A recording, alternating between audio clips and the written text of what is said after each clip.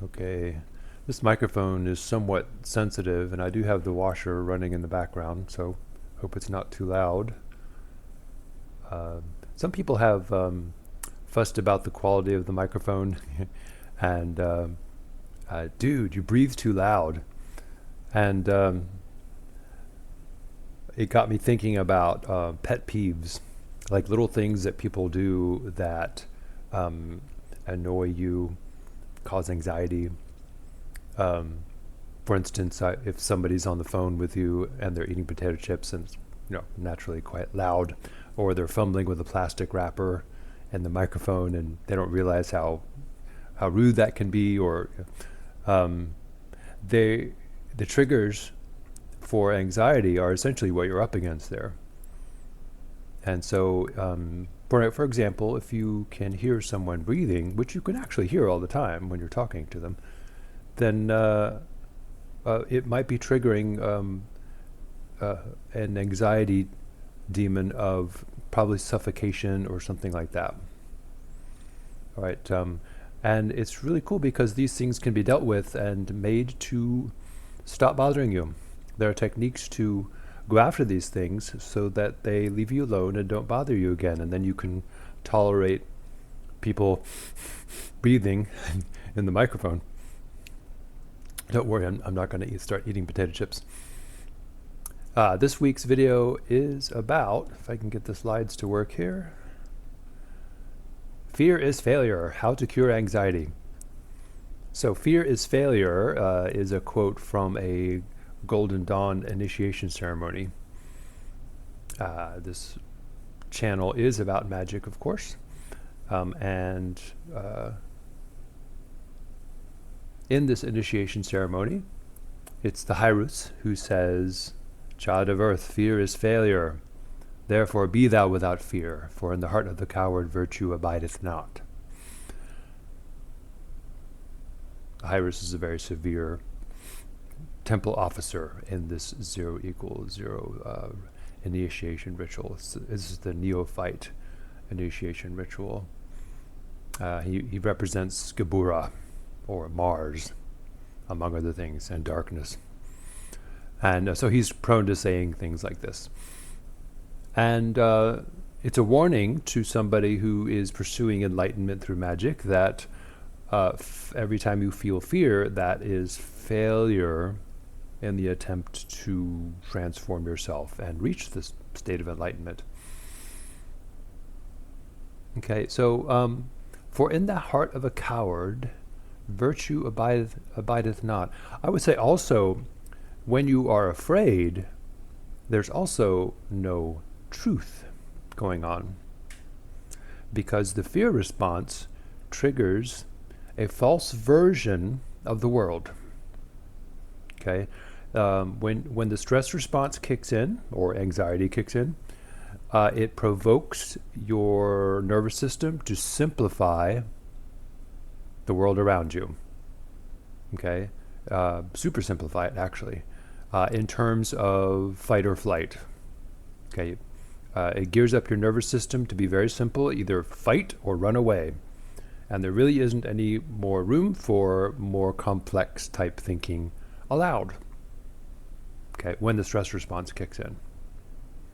Okay, just as an example, if you're in a monster movie and the monster's chasing you, the stress response can dumb you down so much that you can't figure out which key opens the car door, so you can jump in the car and get away.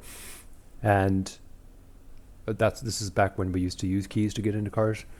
And that's how much the stress response can shut down your higher brain function. Now, the tragedy of that is the stress response nowadays gets triggered so much that we habituate into relying on the stress response to solve all of our problems. Okay, so everything starts to look like a problem that is bothering us and needs to go away.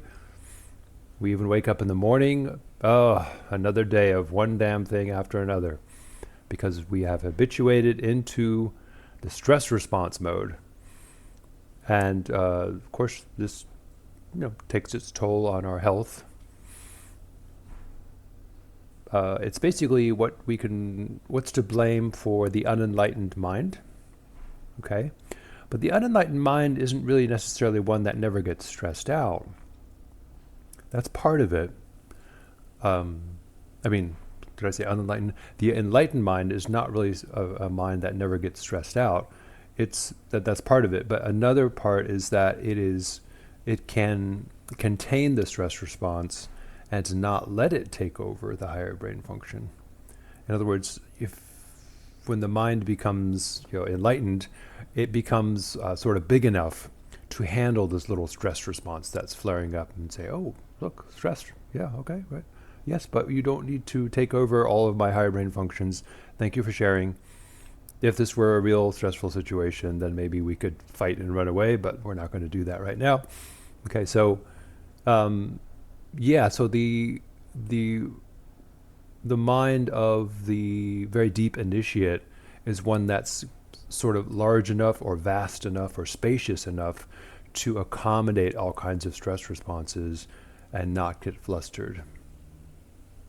Okay, and obviously when you're on a spiritual path, the goal is to reach that sort of expanded state of mind. Expanded is not a very good word necessarily because ego inflation can become a problem, but the enlightened mind is somehow spacious enough to accommodate various stressful scenarios that your mind creates.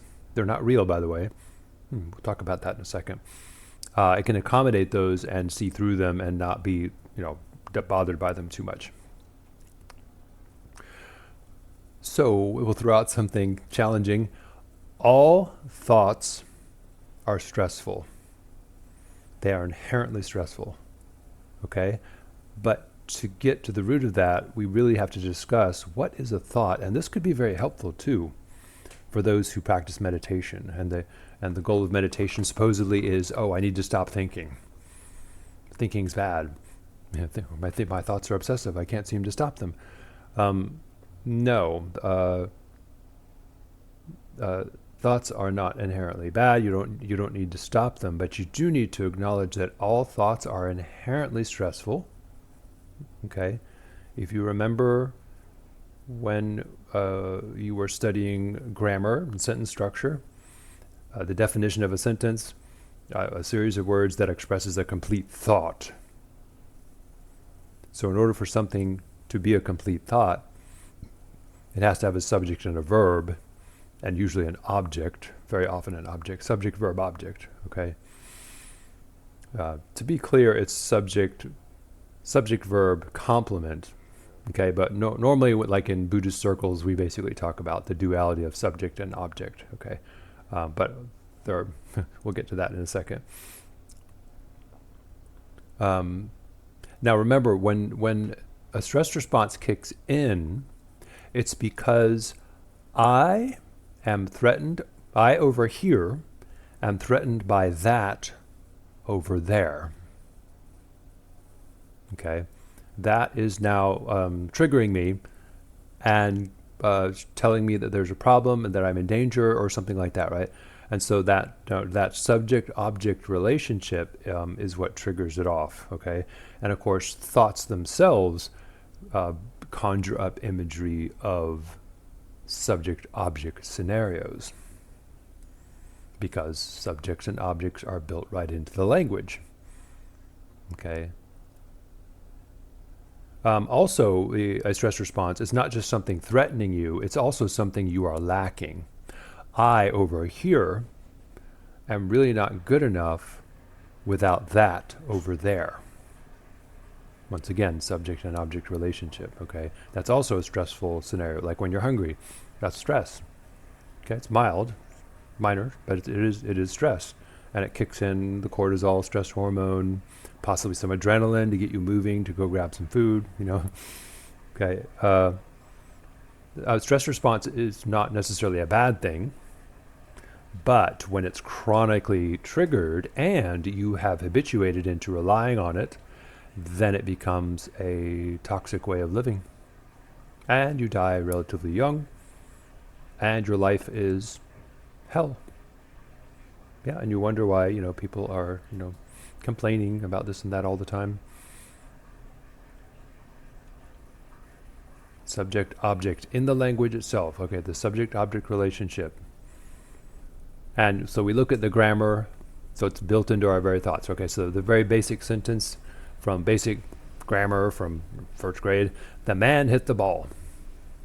So we have the subject is the man, he's what's doing the action, hitting is what he's doing, and he's hitting something, the object, the ball. What did the ball ever do to him? So, but anyway, he's trying to do something, and when we're trying to do something, it's because our current state is not satisfactory, and now we're like a little bit antsy, a little bit riled up, and we want to try to do something to make it better. Okay, so even if we're playing sports, even if we're playing baseball, okay, ooh, I gotta win, gotta get around those bases, gotta get teamwork. We don't have enough teamwork. There's always a sort of playful stress response going on. Play is actually quite stressful, and the sort of harmful effects from stress, they come from positive stress too. So in other words, stress reduces immunity, your immune response. Okay, and that stress, it doesn't matter whether it's good stress like playing baseball, or bad stress like you're worried about a bill coming due. They're both the same. They both will dampen down the immune response, and you're more likely to get sick. Yeah, interesting. And notice how nowadays everybody always seems to want to be busy all the time. And now, so no matter what you're doing, whether you're working or playing, both of those are stress response scenarios. Okay, and the only thing that you can do to not engage in stress response scenarios is nothing. Okay, I'd like to say meditation, but even meditation becomes like, oh, I'm not enlightened. I have to be enlightened now. Okay, how do we get there? Okay, we have to do every single day. We have to sit down. It becomes another stressful, I need to get there and I'm not good enough situation. So yes, so meditation itself can then become a problem. And magic. I must do these magical rituals every day, otherwise it's not going to work. Oh my God! Well. Now, I'm exaggerating just to show you the stress, okay? Even if it's minor, like I need to get somewhere. Okay, let's go. That's stressful too, okay? I need food, another example. I must become an artist. I must get away from my parents. I must move out of the house, I'm such a loser. Okay, I'm not good enough. That's a very strong one. It's a very special type of stress response, stress induction there, yeah. I think we're going to go into those kinds of statements later when we talk about, in another video, about maybe depression, yeah, and dark night of the soul, things like that. I win. Okay, notice how I win is just a subject and a verb. There's no object. So therefore, this is not a stressful situation. So even when there is just a subject and a verb, there's still an implied object or an implied predicate nominative or an implied complement, okay? So I win the game. What did you win? Oh, and what did you get? You got something. So you tried really hard and you got something. Oh, I guess I should do that. Oh, so in other words, there's always some kind of implied duality going on between the subject and the object, or the subject and the complement. Now, here's the bad news. How do we kick anxiety's ass? Well, you can't. Okay, so if you make a problem out of anxiety, that's just more anxiety. Okay, and it's even worse than that. Okay. The stress response or anxiety or fear does not have an off switch. It only has an on switch. Okay, it only has an activation button. Okay, so when something triggers you, there's just one button, trigger, trigger, trigger, and then the stress response flares to life. And in order to turn it off, it just has to run its course and then simmer down again. There isn't really an off. Okay, so like even if you do like, oh, I'm going to, in my imagination, I'm going to enter my safe space and I'm going to like go to the beach in my mind or something like that, you have to do that for a while, if it even works at all,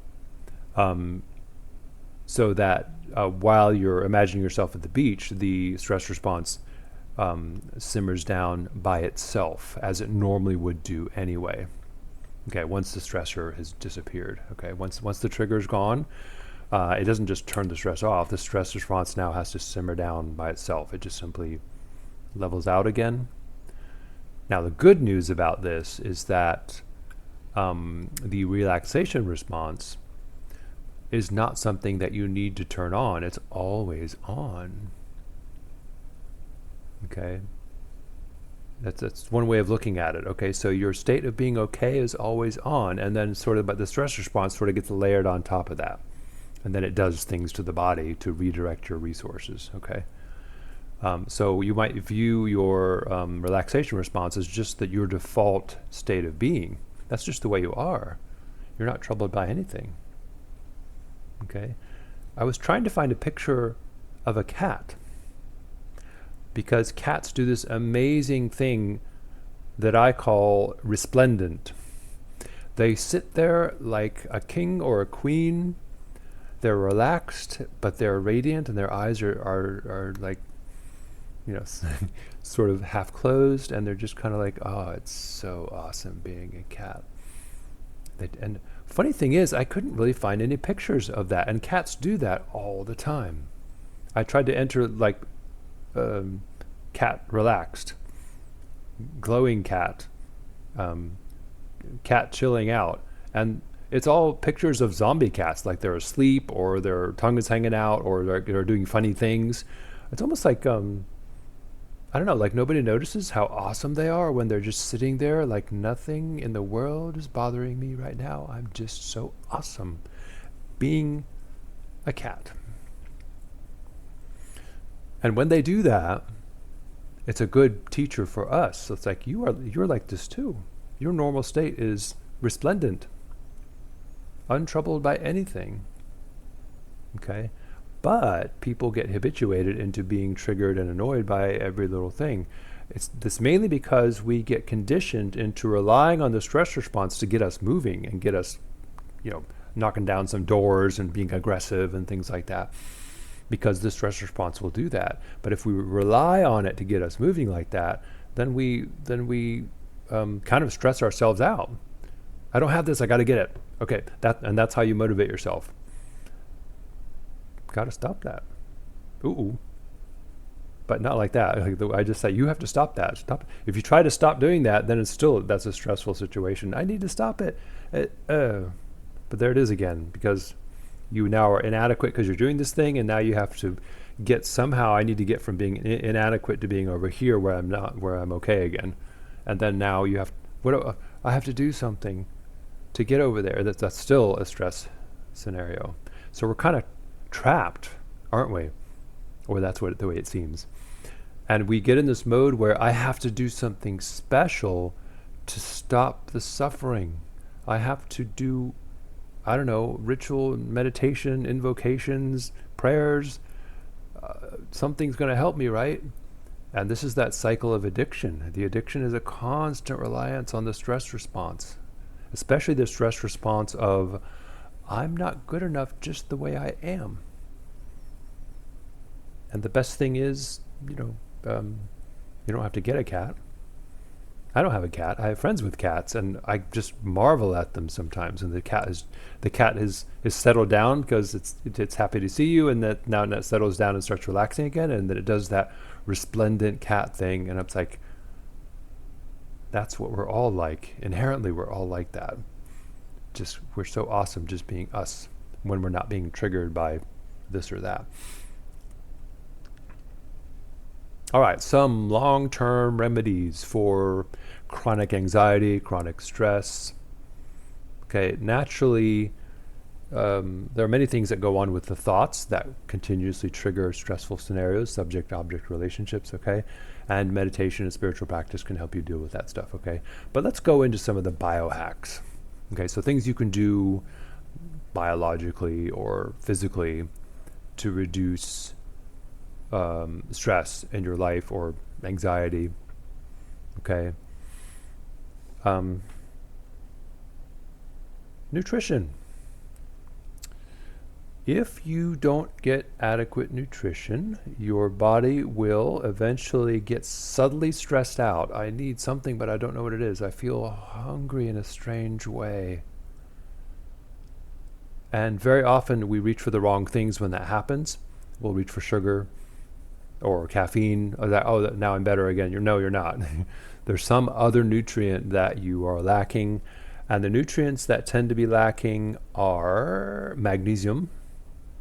There tends to be not enough minerals in the soil, among other minerals. An electrolyte blend would probably be pretty useful, because even if you eat a salad every day, the soil that the salad is grown from is probably pretty denatured, pretty leached of minerals, because it gets used over and over again. Yeah.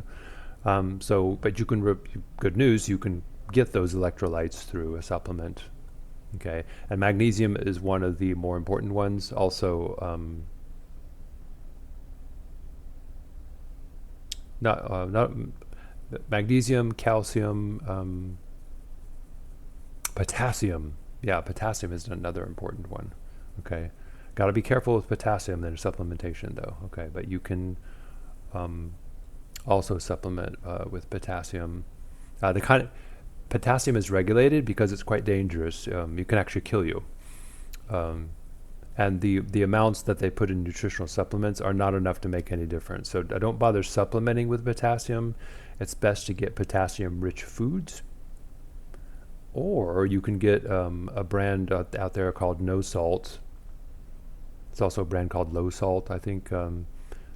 That has a good amount of potassium in it, okay? Be careful, though. Don't take too much, because it does cause some trouble if you take too much. For nutrition, believe it or not, carbon dioxide is a nutrient. Okay, that doesn't mean you're going to go out there and buy some dry ice and try to breathe in the carbon dioxide. Well, try that to see what happens. It's actually very interesting. But for the carbon dioxide, the key to reestablishing that as something very important to your body is to allow your body to generate enough carbon dioxide internally. Okay, it's not a waste gas, or it's not a poison gas, unless it's the only gas you're breathing, and then you'll quickly find out how unpleasant that is. But if the body builds up enough carbon dioxide, the whole body relaxes. Okay, what that means is, in order to allow the carbon dioxide to build up, it's important to breathe less.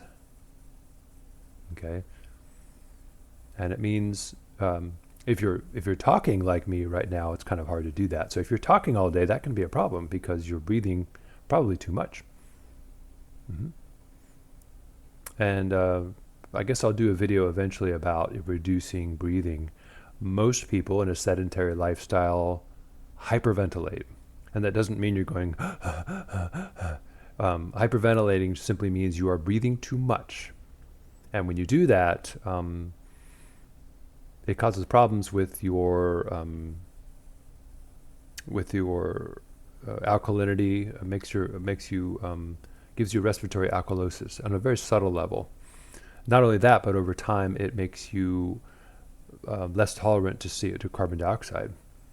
There's a big problem with if you habitually overbreathe, if you habitually breathe too much, you will eventually reduce your body's tolerance to carbon dioxide, and then you're stuck because you're constantly breathing too much. Because when you do hold your breath, or when you do keep your breathing to a minimum, you can't seem to keep it low enough, because when the carbon dioxide begins to rise to a healthy level, it already makes you uncomfortable. And then you're stuck. Okay, and you can notice this as people get older, they tend to breathe more. Yeah, especially if they get overweight. Okay, that is not inevitable. That simply comes from being sedentary and over breathing all the time. So um, eventually, I think I'll do a video on breathing less, and we'll go into the mechanics of that. It's quite interesting. So it's important to allow the carbon dioxide to accumulate in the body enough. Okay, and that does mean breathing less, talking less, probably too. Vitamin B1, do some research into that. Okay, to supplement with vitamin B1, the best thing is you could probably get some nutritional yeast, the kind that is not fortified with artificial vitamin B stuff, just the nutritional yeast, which you probably have to get online, because if you go to the store, it's going to be fortified with synthetic forms of vitamin B, like folic acid. Folic acid can be harmful to some people. You might want to look into folic acid too, because it's in most multivitamins. B1 is kind of what they administer for people who have trouble with alcoholism, things like that, or headaches. But apparently, it's a huge soothing thing going on there. Testosterone. Stress hormones tend to lower testosterone. Okay, it would be better to take care of any chronic stress, really, and then for men and women both, the testosterone will probably go up on its own. Okay, but it's possible to supplement with testosterone.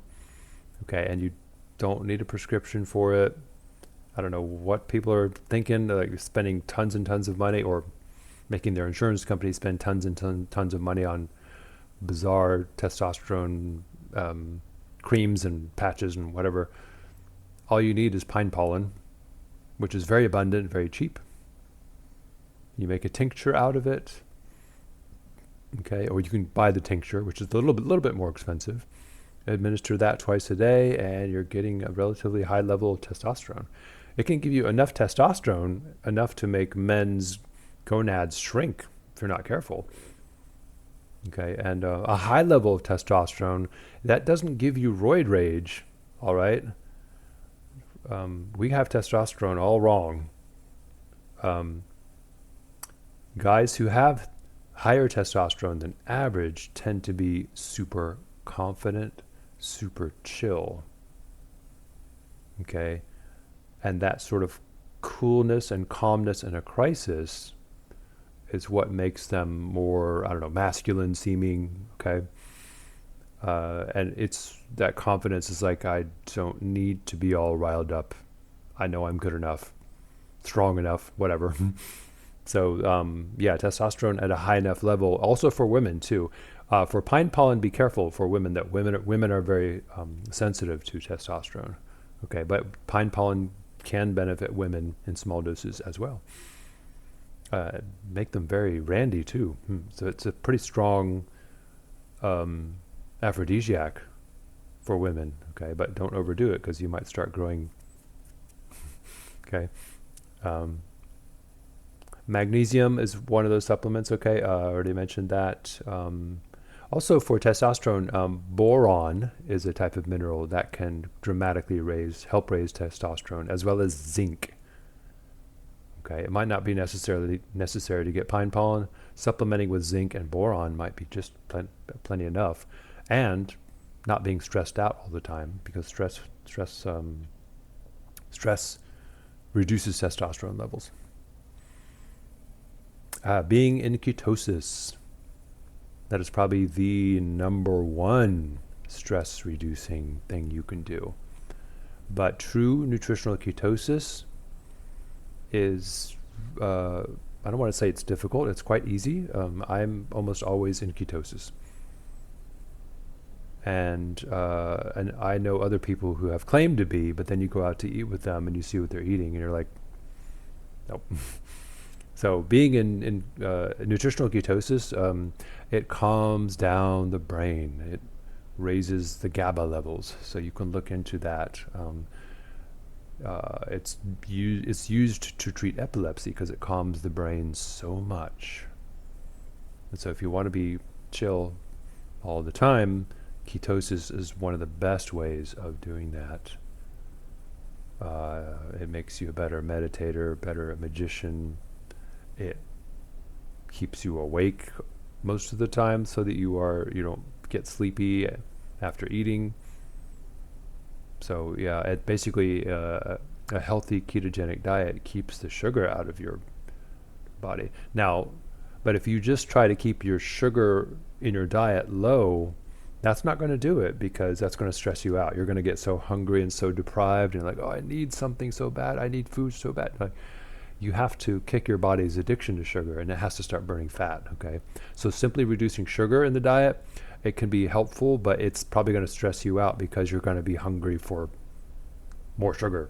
Your body's going to crave it, and so for a while, like if you try to get into ketosis by raising fat in your diet and doing it in a healthy way and cutting out almost all carbs and sugar, at first you're going to be majorly stressed out. Yeah, you go through probably a period of a slight hell for 3 or more days of being really deprived of food and feeling your body's saying, you can't keep this up, you're going to die. You really need to eat a Snickers bar or a donut or some rice or something like that. Anyway, but ketosis is either all or nothing. You can't just say I'm sort of doing keto. Okay, so if you want to do a ketogenic diet, it's got to be really low carb and high fat, and it's got to be done in a healthy way. There's lots of YouTubes out there about that can show you how to do it. But remember, most people can't seem to change their lifestyle to do it. I find it fascinating. And they'll say they're doing ketosis, and no, they're not.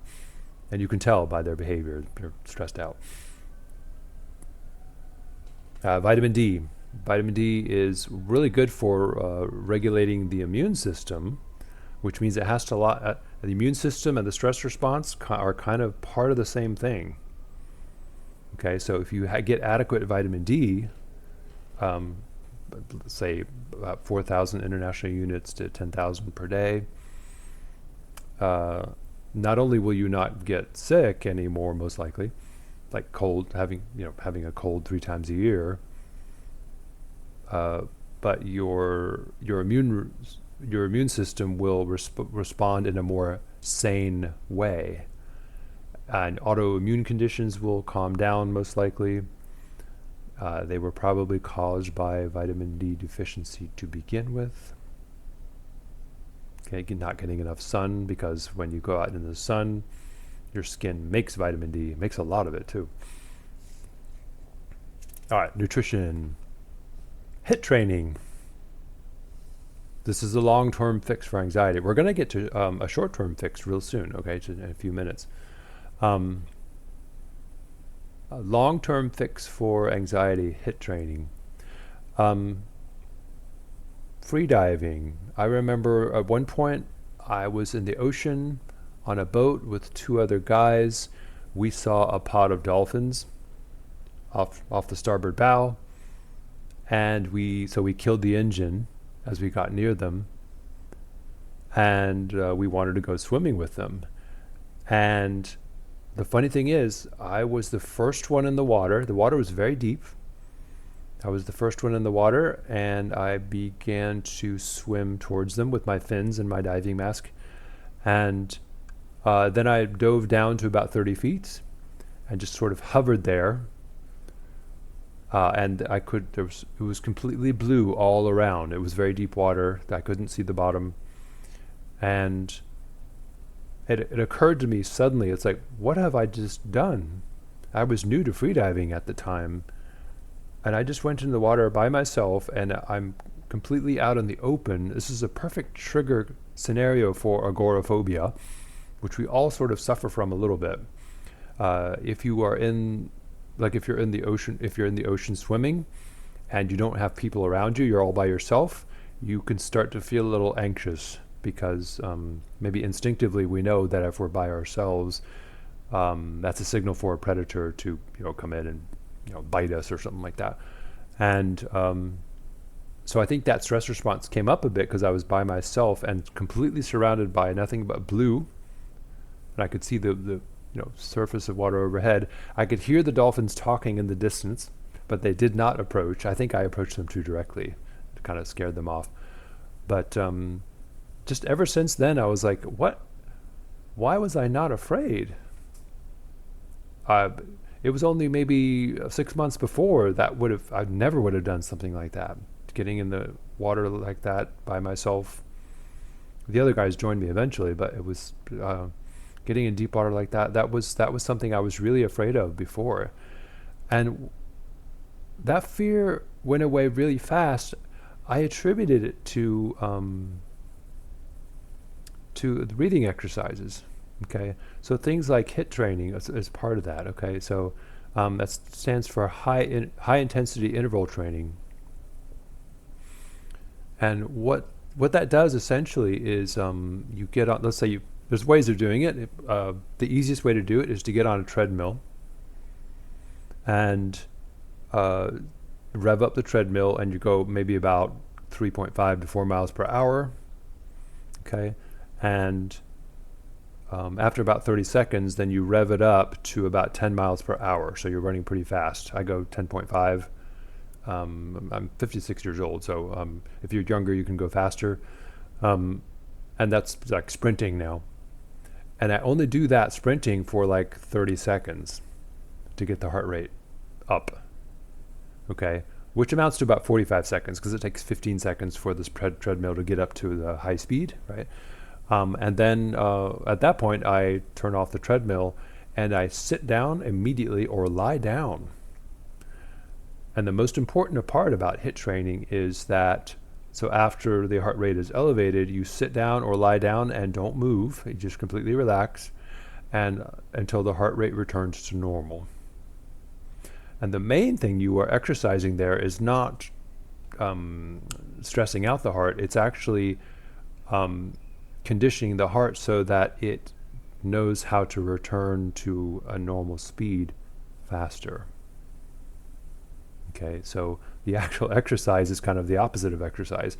You're letting you're letting your heart know that it needs to calm down now, and you do this on a regular basis. Let's say 3 times a week. Your body knows how to calm down quickly.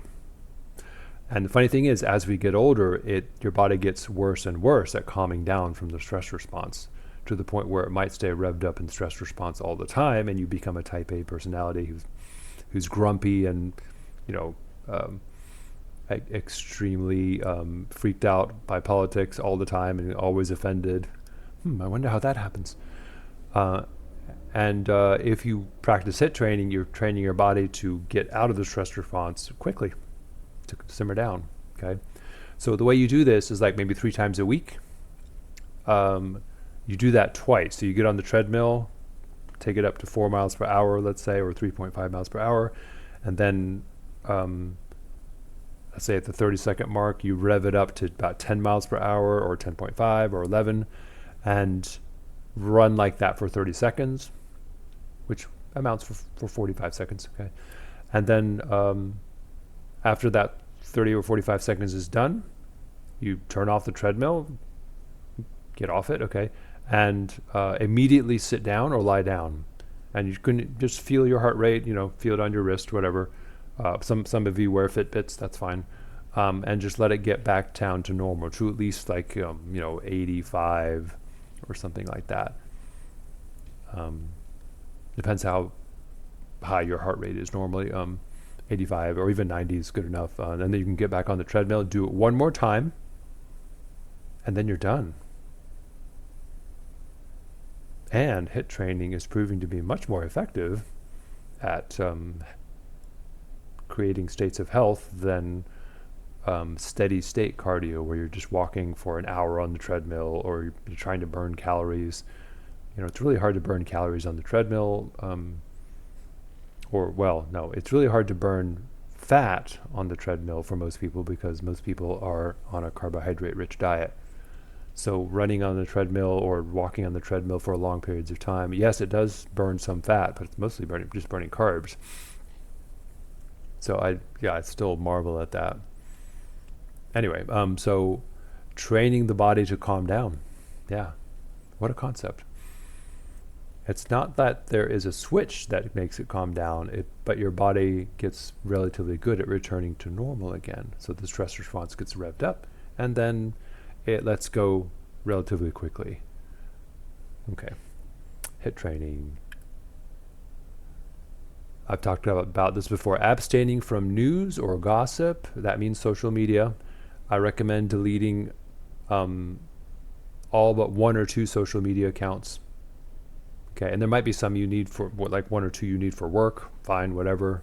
Just use it for that and that only. This is very serious, by the way. If you watch the news feed on social media, every single thing is prompting you to do something because you need something or something's threatening you. Almost always. It's almost always like that, okay? Even the things that are funny become stress scenarios because I need something funny to cheer me up right now because I'm so stressed. So let me go through my news feed. It's even little entertaining things do that. Okay, remember, there's no such thing as entertainment. Okay, entertainment always has something else going on.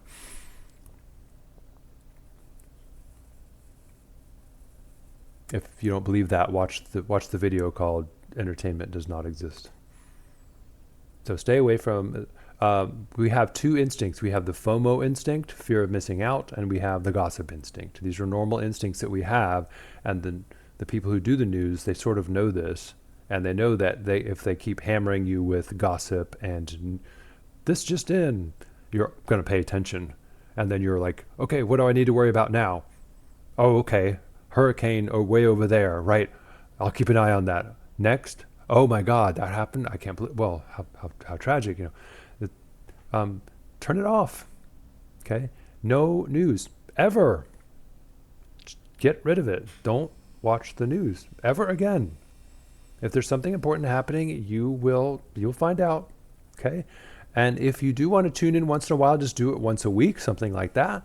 But mainly out of curiosity, just to see what other people are, going to be stressed out about. You don't have to be stressed out about this stuff. If something requires your attention, you will deal with it. You don't need news reporters breathing down your neck, trying to make a buck off of your anxiety. Sorry, news reporters, but yeah, sorry. And the same thing goes for gossip. That gossip at work is like talking about people who are potentially harmful to the company or to your love life, or who knows, right? All right. Even when they say word to the wise, it's like they're giving you a warning, right? Something bad, right? Seeing through the rat race. Okay. Well, that's, anybody on a spiritual path, that's pretty much a challenge. Finding ways to do that, and meditation, whatever, or finding ways to not play the game to begin with, because it's a stressful game, and it's not even a game that we have to engage with, or it's not a game that we have to take as a life and death scenario, and if you do take the rat race seriously, and what I just said sounds kind of crazy, like, in other words, if you think that, no, what other purpose is there other than trying to survive, that's a warning sign to you that this stress response is kind of running your life. Okay, with this thing called civilization is making survival easy breezy. Okay. But somehow the narrative around us is keeping us deprived, keeping us in a state of, I don't have enough, I'm not good enough, I'm being threatened by things that are trying to come get my stuff. Okay, most of this is not real. Sometimes it's real, and then you deal with that.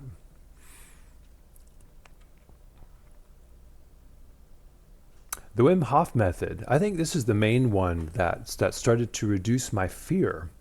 The reason I got in the water was not only because of the HIIT training I was doing and the breathing exercises or the breathing reduction techniques I was doing for freediving, but also the Wim Hof method. And this is very interesting too, because the Wim Hof method deliberately triggers stress. It's not like a calm down breathing thing. It's a stress me out breathing thing. And I think the really interesting thing about it is if you practice it, it stimulates the adrenals to basically produce adrenaline, and you get an adrenaline response in the body. Really interesting too, because when you get that shot of adrenaline, it's like jabbing yourself with an EpiPen. So if you have autoimmune conditions, they will very likely settle down almost immediately. They'll get less almost immediately after doing the Wim Hof method. An EpiPen would be faster. Okay. And if you do the Wim Hof method maybe 2-3 times a week, mild allergies will disappear. At least that's my experience. You might want to try it. Okay, if you suffer from allergies. I have a very mild allergy to pet dander, and when I don't do the Wim Hof method for a couple of weeks, it starts to come back. And when I do it just once, it goes away. It's like a little irritation in the eyes, like red eyes, pretty cool. And it's a way of breathing. It's pretty intense. Okay, it's something that you do not do in the water ever, because it's dangerous. You can possibly pass out. It's pretty serious. Okay, anything I'm suggesting to you, you need to take complete responsibility for practicing it. Okay, people who have done the Wim Hof method have died. Okay, not because they have a heart attack or something like that, but because they do it in the water as freedivers, and you can black out and then drown. Okay, it's not something you do in the car either. It's more like something you do on a bed or on a couch or just lying on a yoga mat, something like that. Easy to find out how to do it. You can schedule a consultation with me. I can show you how to do it very effectively. If you do go online to a YouTube, see if you can catch Wim Hof himself doing it. Okay, there's a couple of different videos out there of him demonstrating it. He's kind of insane too. He's quite a character. But it's a way of deliberately triggering the stress response, so that the body knows what stress really is. It's like, oh, that's what stress is. It's not I don't know how to explain this. It's like when you trigger the acute stress response, the body is like, oh, okay, that's what stress is like. Okay, good, because it keeps getting this chronic stress from your environment, from the work, and from the people's paranoia all around you, because everybody's sort of unenlightened and suffering, and so the Wim Hof method is a way of reminding your body what real stress is like. It's pretty cool, because then all the chronic stress gets less and less. It's like it doesn't bother you anymore, because the body's like, I know what stress is. That was stress. This other stuff, this is not stress. Okay, pretty cool. So it also tends to make you less afraid. Yeah, so if you want fear to go away to some degree, right? This one I'm not going to talk about today, but I think the next video next week, I will give a description on how to do demon summoning. Okay, so in other words, all the little things that trigger you, like phobias, okay, fear of snakes, let's say fear of spiders, or if Liam's breathing too loud and it triggers some kind of ancient primordial memory of suffocation, and that's why it annoys you. Okay, anything, little thing that triggers any kind of anxiety or annoyance at all, okay, any kind of suffering at all can be dealt with. Okay, some of these demons are very deep-seated, like the I'm not good enough demon. That can also be dealt with. Okay, these are all demons dealt with in magic are trauma created. Okay, this is not to say that they are merely psychological. Okay, to say that's a loaded statement. To say something is merely psychological misunderstands what psychology actually is. Okay, so the kinds of demons that humans have, the kind of fears that we have, are shared not only between each other as in the collective unconscious, but in the collective unconscious of all life on the planet, as well as all natural forces everywhere. Okay, the whole universe has these things going on. As you can tell, all kinds of stuff, all kinds of karma is being worked out all around you, not just in living things, but also in supposedly inanimate things. Okay, so everything is working out karma, and you can participate in that by deliberately conjuring the various complexes that have been embedded, let's say, in the collective unconscious. And these demons do take on various frightening forms, okay, because of the kinds of predators that have troubled us in our evolutionary past. Not only predators, but natural phenomena as well. Anyway, we will talk about that next week. I will give 2 methods for conjuring demons, which are very powerful, a little dangerous, okay, but so any techniques you use that I convey on this channel, you bear the responsibility for the results you get. Okay, so if you are unwilling to take responsibility for the results you get for any of the techniques that I share, then do not do them. I will say that again next week. All right, quick remedies for anxiety. Naturally, if you want a quick remedy for anxiety, you're feeling anxious right now, or even if you're having a panic attack, the breath is the fastest way to get at it, to get in there and somehow see if you can't turn it off, but you can keep it from self-triggering. Okay. So the way the breath works, and this is quite simple, okay? When you breathe in, it slightly stimulates the stress response, always. If you don't believe it, monitor your pulse, and when you breathe in, you're going to see your pulse speeds up, and when you breathe out, you're going to see that your pulse rate diminishes. Okay, especially if you're younger. Okay, because in other words, your heart responds to your stress response quickly when you're young, and it also lets go of the stress response more quickly when you're young. If you're older, it might take longer to settle down, but it will settle down so at every exhale, the stress response goes away, and then the heart rate settles down again. Okay. What that means is if you spend more time exhaling than inhaling, then you're, mathematically speaking, by the ratio, you are spending more time triggering that letting go response. Okay. It's like you can't really trigger the relaxation response. You can just trigger the letting go of the stress response.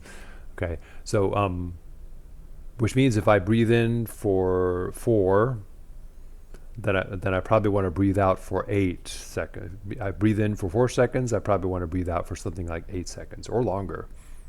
And then breathe in for 4, breathe out for 10 seconds. A nice long exhale. Okay. It even helps to make a sound, okay, or to purse the lips and to just blow in through the nose, out through the mouth. It's usually best because the nose has nitric oxide. It has a very important function in calming you down. Okay.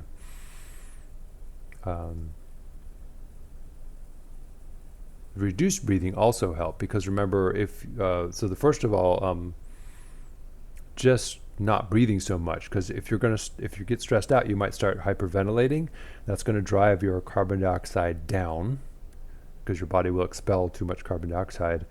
And remember, carbon dioxide, when it builds up to a high enough level in your blood, it makes everything relax. It makes all the vessels dilate.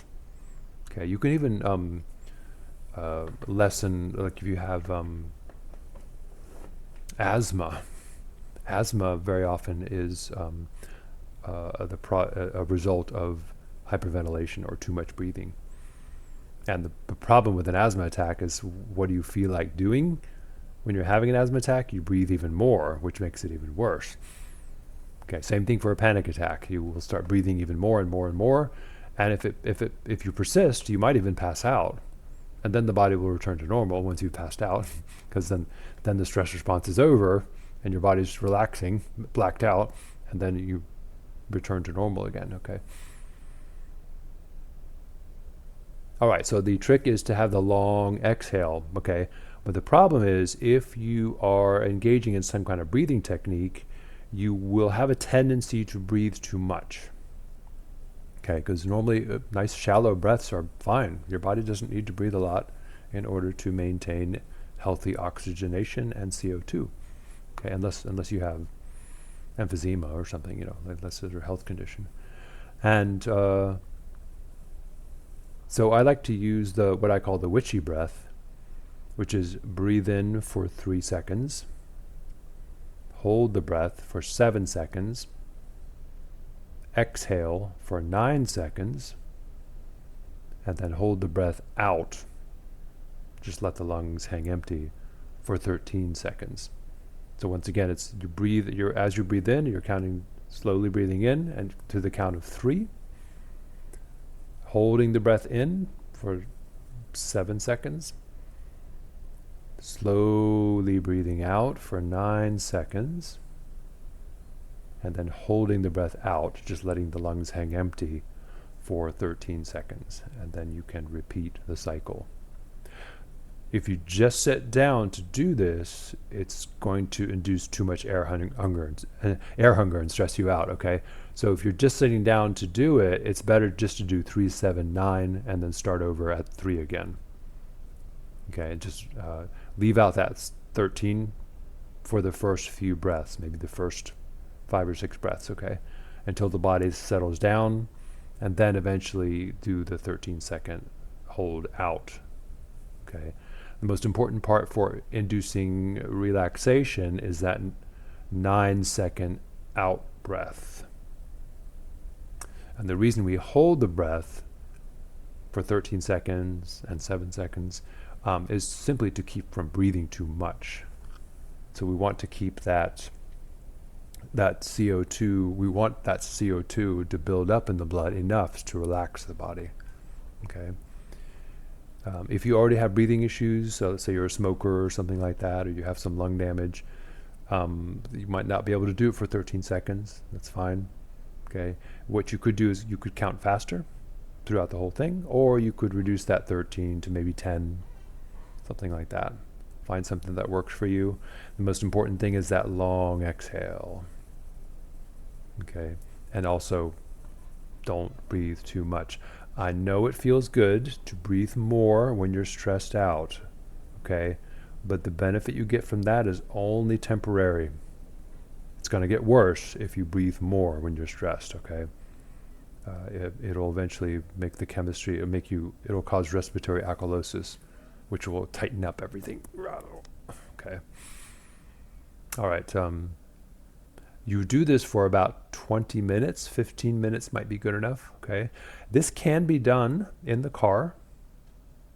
It's perfectly fine to do it in the car, okay? Make sure you don't experience too much air hunger, okay? You can do it while lying down in bed, okay?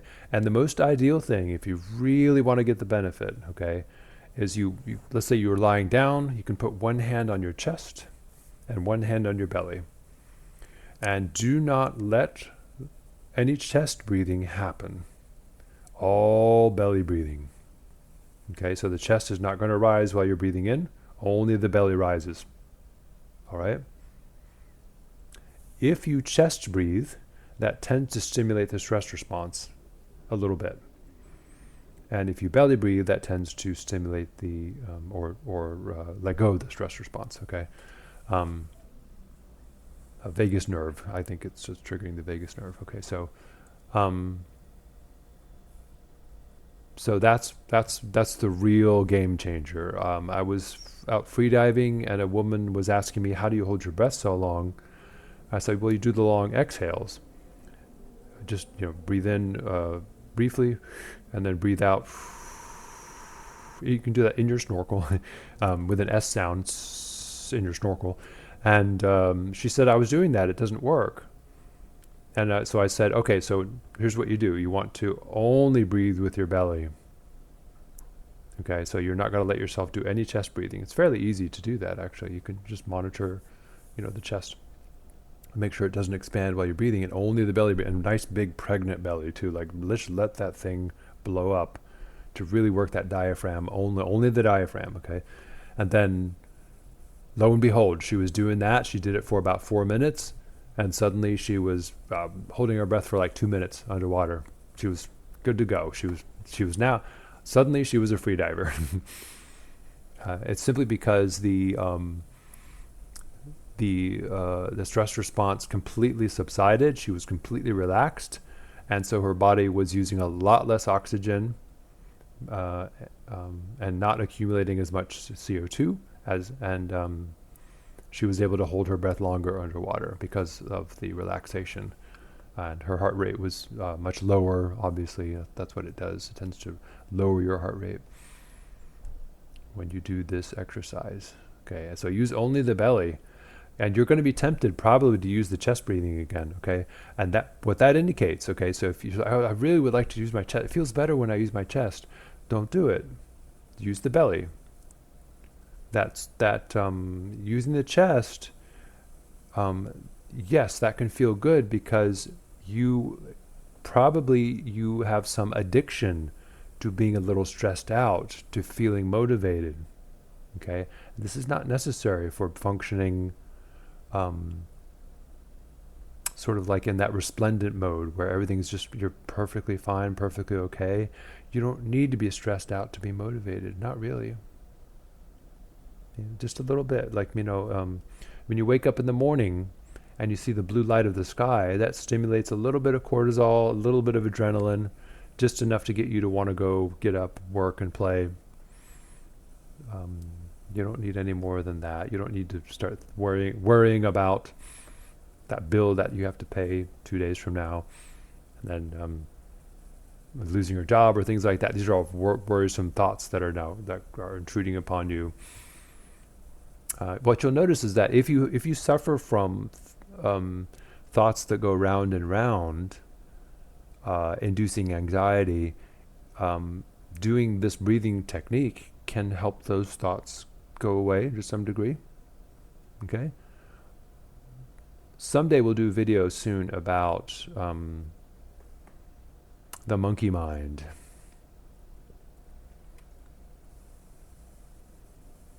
And how to deal with that, okay? Because one of the worst things about meditation is it only has you focusing on your thoughts. Okay, that's not really. That's the least effective form of meditation. So maybe we should talk about like how to deal with the monkey mind for real, once and for all. Okay, but next week we're going to talk about demon summoning. Okay, as a way of making your triggers go away so nothing ever bothers you again. Such a thing actually is possible. Okay. All right, so until next time.